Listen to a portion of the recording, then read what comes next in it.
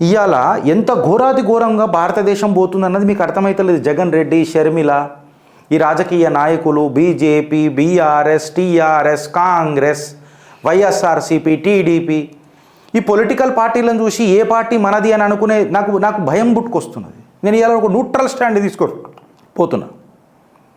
ఈ మాట నేను ఎందుకు చెప్తున్నానంటే, పార్టీషన్ అప్పుడు ప్లేట్లో పెట్టి ఇప్పుడు ఇనుండ్రి జరిగేలా లేట్ పోతుంది, ఇది నోట్రి ఇప్పుడు ఇదిగో ఇది ఇనుండ్రి ఎట్లా కంపరం లేస్తుందో ఇనుండ్రి మీకు అందరికీ.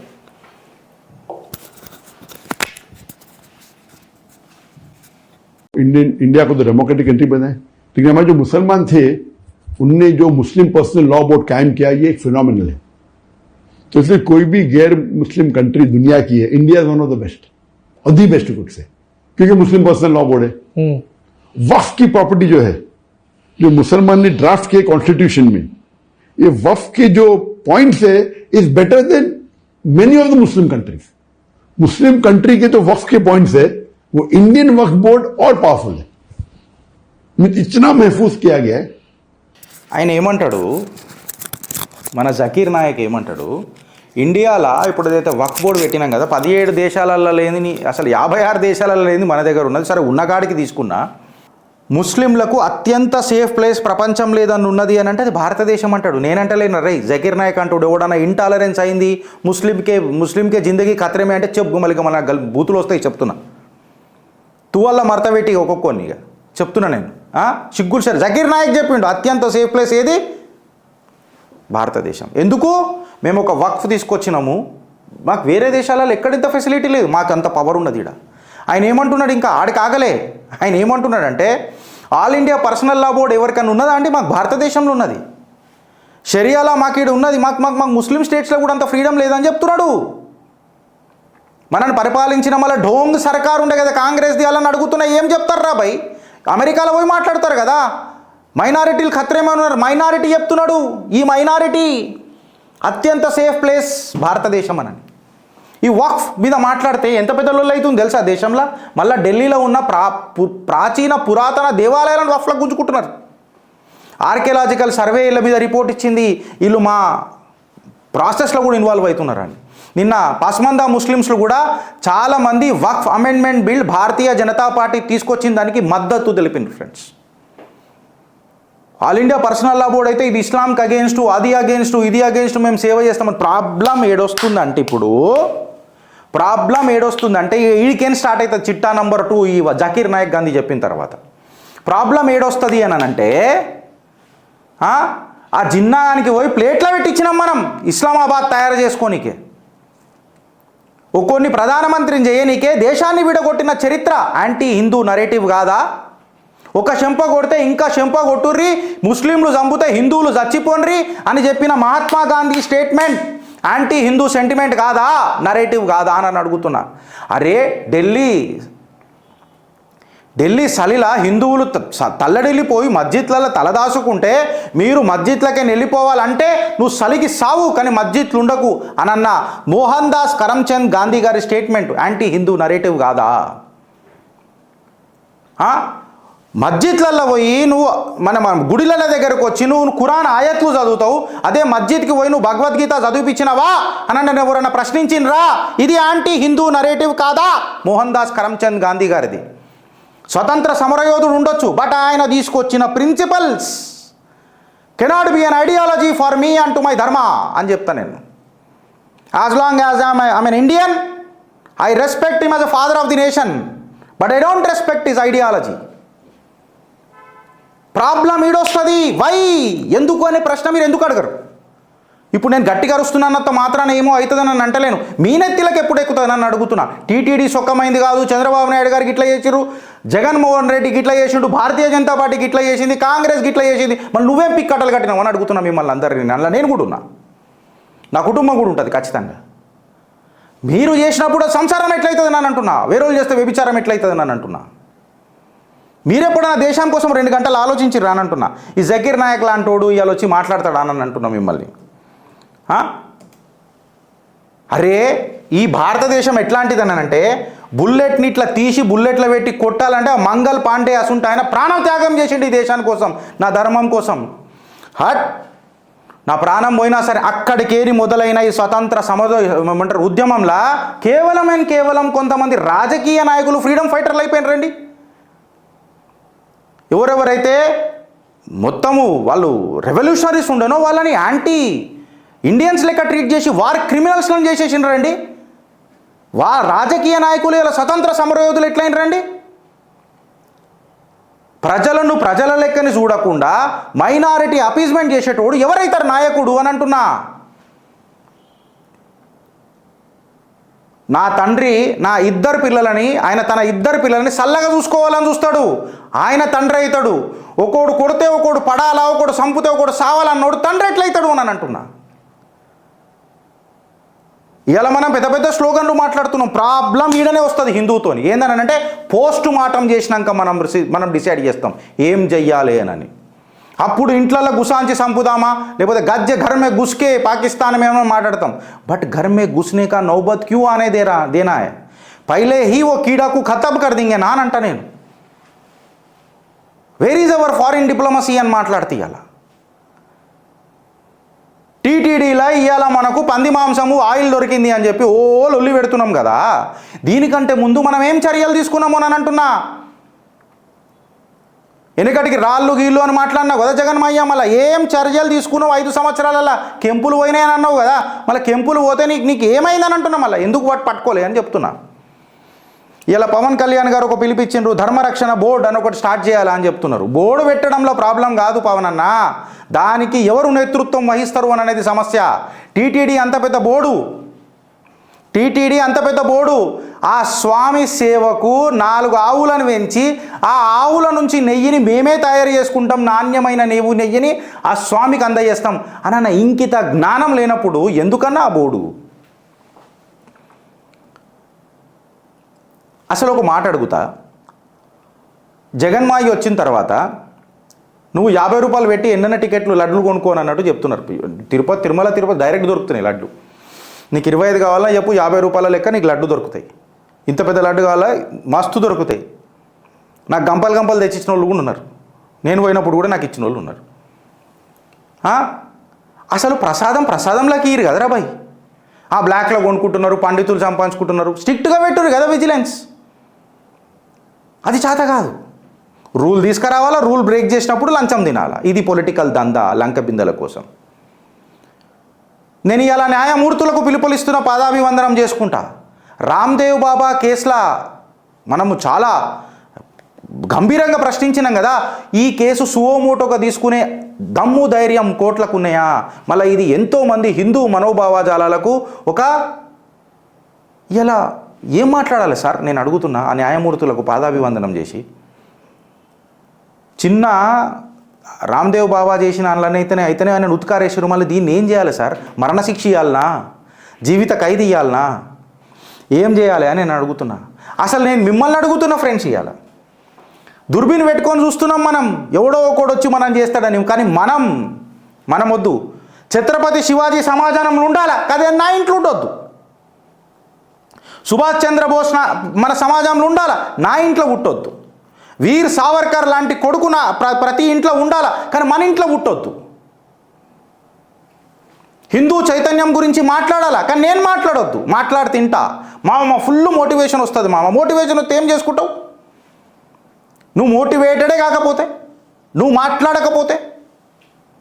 ఇలా లడ్డు తినిపించిర్రు, రేపు ఇంకోటి చదివిస్తారు 5 సార్లు కూర్చోబెట్టి. జరిగిన తర్వాత మనం ఆలోచిస్తాం. ఏదైతే పార్టీ హిందూ చైతన్యం కోసం ఇవాళ వచ్చిందో వాళ్ళే సబ్కా సాత్ సబ్కా వికాస్ అని అంటున్నారు. ఇంటర్నేషనల్ అవార్డుల కోసము, సెల్ఫ్ ఇమేజ్ కాన్షియస్నెస్ కోసము, అవార్డుల కోసము హిందువులనే అవారా అని అంటే, అత్యంత పవిత్రమైన ఈ భారత భూమిలా సాక్షాత్తు శ్రీకృష్ణుడు వేణుగానంతో పవిత్రమైన ఈ నేల స్థలంలా సాక్షాత్తు ఆ కలియుగ వైకుంఠంనే తీసుకొచ్చి ఈడ పెళ్లి చేసుకున్న శ్రీనివాసుడు ఉన్న ఈ జాగల ఇంత ఘోరాతి ఘోరములు జరుగుతుంటే మనం సబ్కా సాత్ సబ్కా వికాస్ అన్న ఢోంగు చేస్తాం చూడు. నాకు ఆడ ప్రాబ్లం వస్తుంది. మీ పోస్ట్ మార్టంలు శవాల మీద అయితే బతుకున్నోళ్ళ మీద ముందే చేస్తే అది ఆపరేషన్ అవుతుంది, సర్జికల్ స్ట్రైక్ అవుతుంది. We need more sort of a surgical operations now. అసలు ఆపరేషన్ దాకా ఎందుకు పోతుంది? మన మెటబాలిజం గట్టిగా ఉంటే, మన ఇమ్యూనిటీ గట్టిగా ఉంటే ఆ రోగాన్ని నాన్నే ఖతం చేస్తాం కదా అనంట. మన ఇమ్యూనిటీ ఎప్పుడు పెంచుకుంటారని మిమ్మల్ని అడుగుతున్నా. మేము మాట్లాడింది ఇట్లా మీకు తప్పు అయితే ఉతికారేయండి. అగర్ మేము మాట్లాడింది కరెక్ట్ అనిపిస్తే గిరీష్ నువ్వు కరెక్ట్ అని చెప్పి మాట్లాడండి. ఆలోచిస్తారా అని అనుభవిస్తారా అని అన్న, ఎందుకంటే ఇక్కడ అనుభవిస్తున్నాం, ఆలోచించడానికి టైం కూడా లేదు ఇప్పుడు. భారత్ మాతాకి జై. అవుట్ ఆఫ్ ది బాక్స్ మాట్లాడుతున్నా ఫ్రెండ్స్, ఇది చిట్టాలు కాదు, ఇది నా పర్సనల్ కెపాసిటీలో చెప్తున్నా. నీ రోగ నిరోధక శక్తి పెంచుకుంటే నీ శరీరం మంచిగా ఉంటుంది. ఈ ఆత్మకు ఈ శరీరం ఇచ్చిండు, ఈ జన్మకు. నీ ఆత్మ బరకరా ఉంటుందొచ్చు, కాదని అంటలేండి. నీ శరీరం వదిలేస్తున్నావు. వదిలేటప్పుడు ఒకసారి ఆలోచించు, భారతవానికి మనం ఏమి ఇడిచిపెట్టినామని. నువ్వు 90%, 98% నీ స్వార్థం కోసమే పనిచేయి, నేను వద్దంటలేను. 2% దేశం కోసం, ధర్మం కోసం రా నాయన. ఈ నాయకులు చెయ్యరు ఎవరు. వీళ్ళు స్లోగన్లే ఇస్తారు, స్లోగన్లే ఉంటారు. మనకు కావాల్సింది అలా షార్ట్ గన్ షోలు కావు. ఇది మీరు గుర్తుపెట్టుకోండి. మనము మీరు అనుకుంటున్నారేమో నిజంగా ఒక బిగ్ బాస్లో బతుకుతున్నామనని. మనకు టాస్కులు ఇస్తారు వచ్చి రాజకీయ నాయకులు అనుకుంటున్నామేమో. ఇక్కడ బిగ్ బాస్లు ఉండకుర్రి, ఎస్ బాస్లు అనకుండ్రి. హూ ఆర్ యూ బాస్ అని చెప్పి ప్రశ్నించుండ్రి. And who is the boss అని చెప్పి అడుగుండ్రి. వేర్ ఈజ్ మై రైట్ అని చెప్పి నిలదీయుండ్రి.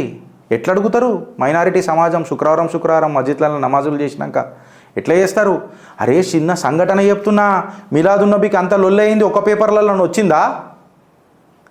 అంబర్పేట్ల ఒక భారతీయ జనతా పార్టీ కార్యకర్త, ఆయన పేరు నేను చెప్తాను నీకు తర్వాత, మొత్తం తీసుకొని వస్తున్నా కేసులు ఫైల్ అయిన తర్వాత, పోలీసులు మెడలు పట్టుకుని నూకుకుంటా అరే ముంగట గణేష్ లేకపోయి వెనక గణేష్ లేకపోయి ఉరికిపిచ్చుడు ఎందుకంత ఆత్రం?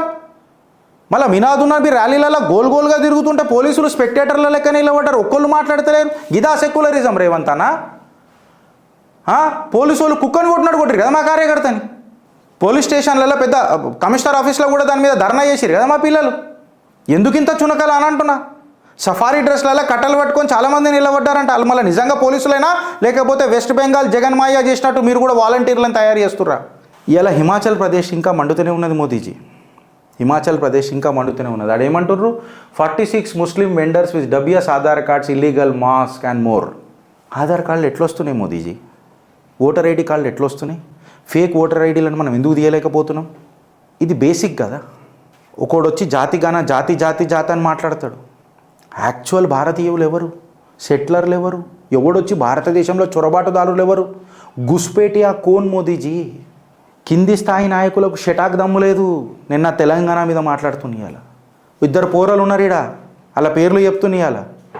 ఆగాపురాల పవన్ కుమార్ అని ఒకడు ఉంటాడు. పొద్దున్న లేస్తే రాత్రి దాకా జీవితాన్ని త్యాగం చేస్తున్నాడు. ఫేక్ ఓటర్ ఐడి కార్డులు అని చెప్పి జీవితం త్యాగం చేస్తున్నాడు పవన్ కుమార్. ఆ ఓల్డ్ సిటీలో ఇంకొకడు ఉంటాడు వెంకటరమణ అని. ఈ ఫేక్ ఐడీలు ఉన్నాయి, ఫేక్ ఉన్నాయి, ఇవ్వున్నాయి అని తీపిస్తాడు. వాళ్ళకి నాతో పడదా నచ్చదా అది సమస్య కాదు. అరే నా సోదరులు కొట్లాడుతున్నారు, భారతీయ జనతా పార్టీ కాండ్వా మెడల్ వేసుకొని అమ్మ ఇది చేద్దాం రా నాయన అని చెప్పి తప్పిస్తున్నారు. వాళ్ళని ఎవ్వడు రికగ్నైజ్ చేయడబ్బా. అసలు మీకు తెలుసా వీళ్ళిద్దరు ఎట్లా కొట్లాడుతున్నారు? ఎలక్షన్ కమిషన్ ఆఫీసులలో వీళ్ళ కొట్లాటకు ఈ నమస్తే పెట్టాలని నేను చెప్తాను. కాళ్ళు బొక్కినా తప్పు లేదు వీళ్ళకు. వాళ్ళు నా వయసులోనే ఉంటారు. మళ్ళీ ఒకసారి వాళ్ళిద్దరిని పిలిపిస్తే మేము టీఆర్పీల కోసం మాట్లాడతలేం, పని చేసేటోళ్ళ గురించి మాట్లాడుతున్నాం. Administration is economics friends. Administration perfect ఉంటే ఆర్థిక వ్యవస్థ ఆటోమేటిక్ ఉంటుంది. Systems work better than a smile అని అన్నాడు ఒకడు. సిస్టమ్లను చక్కగా చేసుకుందాం కదా. సిగ్గు తప్పిన రాజకీయాలు కండువాని వేసుకొని తాకట్టు పెట్టే దుండగులు ఉన్నారు మన దగ్గర కొంతమంది. అది తప్పని అంటున్నా. నాన్ లోకల్ ఓట్లు కావాలా? మళ్ళీ ఈ లోకల్కే సీట్లు ఇవ్వాలా? ఓడరాబోయ్ మీరు అంతా ఎడికెరు వచ్చిర్రు నాకు అర్థం కాదు. భారత్లో ప్రతి గజం భూమి భారత్దే. లోకల్ నాన్ లోకల్ ఎవ్వరు లేరు. పాకిస్తాన్ కూడా నాదే, బంగ్లాదేశ్ కూడా ఇప్పటికీ నాదే. పాకిస్తాన్ ఆక్యుపైడ్ కాశ్మీర్ ఏంద్ర బిచ్చం వేసిర్రు వీళ్ళకి చాతగాక కాంగ్రెస్ వాళ్ళకు. అలా బిచ్చం బతుకుల కోసం అఖండ భారత్ హోగా ఆర్ తాండవ్ హోగా. నేను ఇది ఎందుకు అడుగుతానంటే, ఈ మనిషి లెటర్ రాస్తాడు. మహాత్మా గాంధీ మునిమన్మళ్లకు లెటర్ రాస్తాడు. మీ గాంధీ మన గాంధీ గారు దేశ స్వతంత్రంలో పనిచేసిండు, ఆర్ఎస్ఎస్ నాథురామ్ గాడ్సే ఆయనను చంపిండు అని చెప్పి మాట్లాడితే కోర్టులు డిక్లేర్ చేసినా, కోర్టులు ప్రూవ్ చేసినా ఆర్ఎస్ఎస్కి సంబంధం లేదనన్నా జీవితాంతం ఈ రాహుల్ గాంధీ గదే మాట్లాడతాడు. మనం మాట్లాడొద్దు, సిక్కులను చంపిర్రు మీరు అని అంటే ఓ అట్లెట్లా అని అంటారు. మళ్ళీ మీ అమ్మ పేరు సోనియా గాంధీ కాదు ఆంటోనియా అంటే అట్లెట్లా అంటారు. నీ జాతి ఏంది అంటే నన్ను జాతి అడుగుతావా అని అంటారు. స్వతంత్ర సమరయోధుల రెవల్యూషనరీని వీళ్ళు వారి క్రిమినల్ చేసిండ్రు. సావర్కర్ గారికి ఎంత అవమానం చేసిర్రు. సుభాష్ చంద్రబోస్ని వారి క్రిమినల్ అన్నారు. సర్దార్ వల్లభాయ్ పటేల్ గారు ఏకగ్రీవంగా ఎన్నికైనా గాంధీని అడ్డం పెట్టుకొని ఇలా పూల్వాల చాచా ఇలా ముత్తాత లీడర్ అయిండు. వీళ్ళు ఇప్పుడు గాంధీ పేరు పెట్టుకొని అడ్డం నిలబడ్డారు. వీళ్ళ జీవితాలు ఏందని అంటున్నా, జీతాల కోసం వీళ్ళ జీవితాలని అంటున్నా. మహాత్మా గాంధీ గారి మనమడే సీదా లెటర్ రాసిండు. ఏమనని, మాకు మంచిగానే ఉన్నాయి సంబంధాలు, నువ్వు అడ్డమైన చాతలు రాకని చెప్పిండు. ఇగో ఇది ప్రాబ్లం అని చెప్తున్నా మోదీజీ. వీళ్ళ నరేటివ్ చాలా స్ట్రాంగ్ ఉన్నది. పైసా పేక్ తమాషా దేకున్నది వీళ్ళ దగ్గర. మన చైతన్యం, మన హిందువు పైసల కోసం లొంగడు. భారత్ మాతాకి జయ అని ఒక స్లోగన్ అని అంటే ఆగ్రా నేను వస్తాగు మావాడు పిలుస్తున్నాడు అని చెప్పి వస్తారు. ఇది మన పెట్టుబడి మోదీజీ. ఈ పెట్టుబడిలా రూపాలు పనిచేయాయి, మన రూపం పనిచేస్తుంది. ఆదాయం పనిచేయదు, మన ఆత్మవిశ్వాసం పనిచేస్తుంది. ఈ అంతర్గతన మదనం ఎప్పుడైతే జరుగుతుందో హిందూ అనేటోడు ఆ క్షీరసాగరంలో నుంచి అమృతం వచ్చినట్టు హిందూ అనేటోడు బయటికి వెళ్తాడు, ఇంటింట్లకి బయటికి వెళ్తాడు. కానీ ఎవడు పని చేసేటోడు ఉండాలా. వాడు రోజు బయట తిరగలేడు, మన కుటుంబాన్ని కూడా నడుపుకోవాలా. నాలెక్క అందరికీ దుకాణం పెట్టుకొని ధూళి ఉండదు ఇట్లా ఒరలనీకే. పని చేసేటోళ్లకు పెత్తనం ఇయ్యురి సార్, పనికిరాని చెత్తను ఎలిమినేట్ చేయరు సార్. సంఘ శక్తి యుగే యుగే అని చెప్పి మాట్లాడతా. ఎందుకంటే నా సుంటోళ్ళని తయారు చేసి ఇట్లా ప్రోత్సహించేది కూడా వాళ్ళే.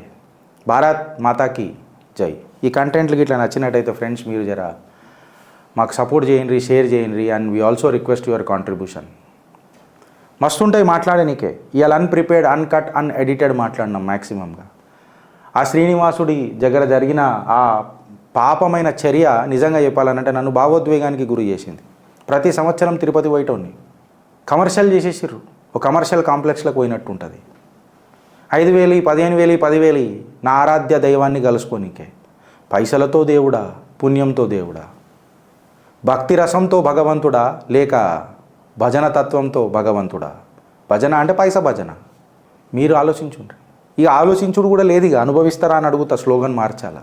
రిలీజన్ హిందుత్వ, జాతి భారతీయ, ఇదే ఒక స్లోగన్ పెట్టుండ్రి.